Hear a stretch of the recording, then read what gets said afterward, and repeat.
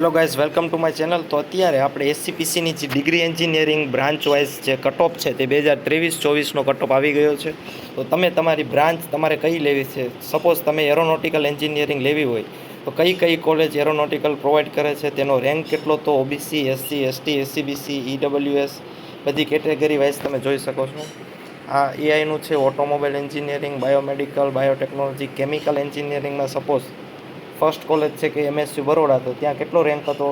General કેટેગરીનો 3210 હતો. તેના merit mark આટલા હતા, 92. એવી રીતે એસસી, એસટી, એસસીબીસી એટલે કે ઓબીસી બધી તમે કાસ્ટ વાઇઝ તમને કઈ કેટેગરીમાં, કઈ બ્રાન્ચમાં, કયા ટ્રેડમાં તમને એડમિશન મળે તે તમે આના ઉપરથી જોઈ શકો છો. આ છે સિવિલ એન્જિનિયરિંગનું. પછી કોમ્પ્યુટર એન્જિનિયરિંગમાં અલગ અલગ પ્રકાર આવે છે. Computer engineering, computer science and engineering.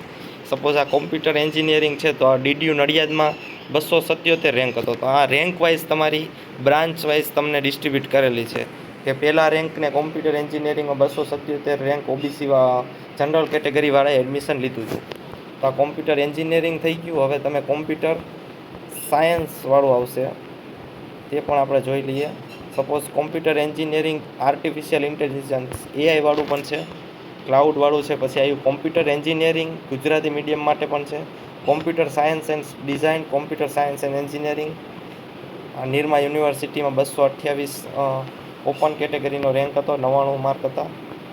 એવી રીતના તમે બધી જે પણ તમે બ્રાન્ચમાં જવા માગતા હોય તે બ્રાન્ચ સામે તેની કોલેજ તમે ચૂઝ કરો અને તેનો તમારી કાસ્ટ પ્રમાણે રેન્ક પણ જોઈ લો, જેનાથી તમને મોક રાઉન્ડ ભરતી વખતે પ્રોબ્લેમ ના આવે. અત્યારે તો તમારે રજિસ્ટ્રેશન કરવાનું છે, તો અત્યારથી જ આવી રીતના ચોઇસ ફિલિંગ કેવી રીતે કરવું તેનું લિસ્ટ બનાવી જુઓ. આ આપણી બ્રાન્ચ વાઇઝ પીડીએફ છે અવેલેબલ એસસીપીસીના પ્લેટફોર્મ ઉપર. આવી તમે રેન્ક વાઇઝ પણ લઈ શકો છો, ઇન્સ્ટિટ્યૂટ વાઇઝ પણ લઈ શકો છો કે કઈ કોલેજમાં કયા કયા ટ્રેડ એટલે કે કઈ બ્રાન્ચ આવેલી છે, તેનો રેન્ક કેટલો હતો તે પણ. આ કોમ્પ્યુટર સાયન્સ અને એન્જિનિયરિંગનું આવી ગયું. એવી જ રીતે બધી બ્રાન્ચનું, સપોઝ મિકેનિકલ, ઇલેક્ટ્રિકલ, કેમિકલ બધી જ બ્રાન્ચનું આમ આપેલું છે. ઇલેક્ટ્રિકલનું પણ છે કે નિરમા યુનિવર્સિટી છે, નવરત્ન યુનિવર્સિટી છે.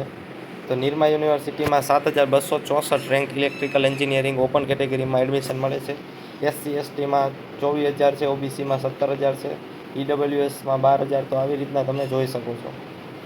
ઇલેક્ટ્રિકલ એન્જિનિયરિંગનું જોઈ લ્યો. એવી જ રીતે ઈસીઈ એટલે ઇલેક્ટ્રોનિક કમ્યુનિકેશન એન્ડ એન્જિનિયરિંગ, તેમાં પણ તમે રેન્ક જોઈ શકો છો. પછી અલગ અલગ જે અમુક આપણા કાઢેલા છે બ્રાન્ચ કે ફૂડ ટેકનોલોજી, ફૂડ એન્જિનિયરિંગ, તે પણ તમે આના ઉપરથી જોઈ શકો છો. આઈટી એટલે ઇન્ફોર્મેશન ટેકનોલોજીની પણ કોલેજ સામે તેનો રેન્ક જોઈ શકો છો. પછી આવી ગયું mechanical engineering. Mechanical engineering LD engineering કોલેજમાં ઓપન કેટેગરીમાં 5,937 રેન્ક હતો આપણો લાસ્ટ યરનો એટલું, અને કટ ઓફ 86% હતું મિકેનિકલ બ્રાન્ચમાં. નીરમાં જુઓ, એમએસયુમાં જુઓ 7,250 હતો. તો આવી રીતના તમે બધી જ બ્રાન્ચનું તમે એનાલિસિસ કરીને લિસ્ટ બનાવી શકો છો કે કેટલું કઈ કોલેજમાં તમને એડમિશન મળે. So thank you very much. અગર કોઈ પણ તમને ડાઉટ હોય તો મને કોમેન્ટ સેક્શનમાં જરૂર જણાવો. Thank you.